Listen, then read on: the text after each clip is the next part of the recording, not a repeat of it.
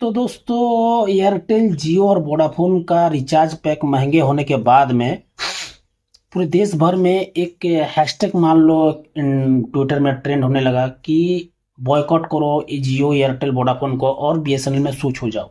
लेकिन दोस्तों क्या ये एक समझदारी हो सकता है बीएसएनएल में आ जाना? क्योंकि दोस्तों बीएसएनएल एक सरकारी कंपनी है, ये सबको पता है। लेकिन बीएसएनएल में कुछ ऐसी कमियां भी है जो कि आपको बीएसएनएल में आने से पहले आपको जान लेना बहुत ही आपके लिए फायदेमंद रहेगा। क्योंकि अगर आपने बीएसएनएल के बारे में पूरी जानकारी नहीं ली और बीएसएनएल में आ गए आप तब तो आपको नुकसान हो सकता है। तो चलिए बात करते हैं कि इसके फायदा क्या क्या है और उसके बाद में आपसे हम बात करते हैं कि इस बीएसएनएल में आने के बाद में आपको नुकसान क्या क्या हो सकता है। तो सबसे पहले फायदा तो देख लीजिए, ये एक सरकारी कंपनी है। और दूसरी फायदा ये है कि इसका रिचार्ज पैक जो है वो काफ़ी सस्ता है, बाकी कंपनियों के मुकाबले ये काफ़ी सस्ता है। तो यही दो फायदा है इसका। अब चलिए इसका नुकसान के बारे में अब आपसे हम बात करते हैं कि बीएसएनएल में नुकसान क्या क्या हो सकता है आपको। सबसे पहला नुकसान जो बीएसएनएल में होगा वो ये है कि मान लीजिए आपके गांव में अगर बीएसएनएल का नेटवर्क नहीं है, टावर अगर बीएसएनएल नहीं लगाया है, तो आपके बगल वाले गांव में अगर लगाया है तो मान लीजिए दोनों गांव के बीच में डिस्टेंस अगर 5 किलोमीटर का है तो आपके गांव में बहुत टाइम लग जाएगा बीएसएनएल को आने में। क्योंकि बीएसएनएल का जो नेटवर्क है, जो टावर है, उसमें केबल बिछता है। रोड के बगल में केबल केबल आता है। केबल के माध्यम से केबल के माध्यम से ही बीएसएनएल का जो एक नेटवर्क से दूसरे नेटवर्क के बीच में जो संपर्क है वो होता है। बाकी कंपनियों के यहाँ स्काई कैचिंग होता है।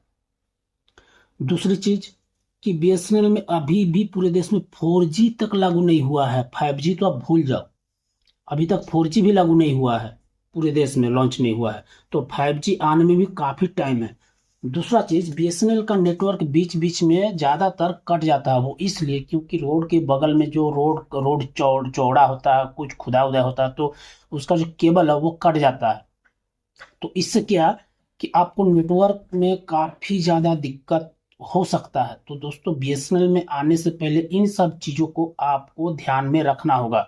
और इसका कोई गारंटी नहीं है कि बीएसएनएल 5G लाने के बाद में आपको सस्ता ही मिलेगा, जो कि अभी मिल रहा हो सकता है बीएसएनएल का 5G आने के बाद में बीएसएनएल भी महंगा कर दे। तो फिर बात तो घुमा फिरा के वही हो गया। आप अभी मेहनत करके आप नंबर चेंज करके मान लीजिए बीएसएनएल में आ जाओगे, फिर बीएसएनएल में आने के बाद में वही सेम कहानी। तो दोस्तों अगर ये सब चीज़ आपके लिए मायने नहीं रखता तो आप वेलकम टू बीएसएनएल, आप बीएसएनएल में आ सकते हैं। लेकिन अगर मान लीजिए, क्योंकि बीएस अभी भी मान लीजिए एयरटेल जियो और वोडाफोन में अनलिमिटेड 5G दे रहा है। क्योंकि मैं भी मूवी डाउनलोड करता हूँ तो 4K में डाउनलोड करता हूँ। एक एक movie 26 GB, 30 GB, 35 GB, 20 GB, 15 GB का एक एक मूवी डाउनलोड करता हूँ। तो अगर आपके पास 5G मोबाइल है तो भैया आप जियो एयरटेल में ही बने रहिए, वोडाफोन में ही बने रहिए। बीएसएनएल में आने की कोई ज़रूरत नहीं है, क्योंकि बीएसएनएल में आने का अभी बहुत टाइम है।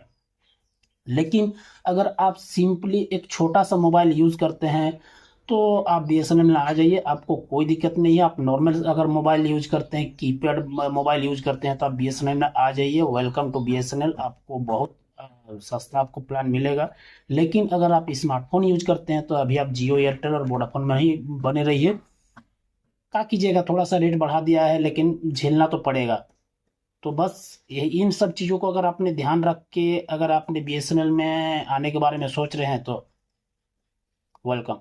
तो चलिए मिलते हैं नेक्स्ट वीडियो में। तब तक के लिए नमस्कार। चैनल को सब्सक्राइब कर लीजिए। मिलते हैं।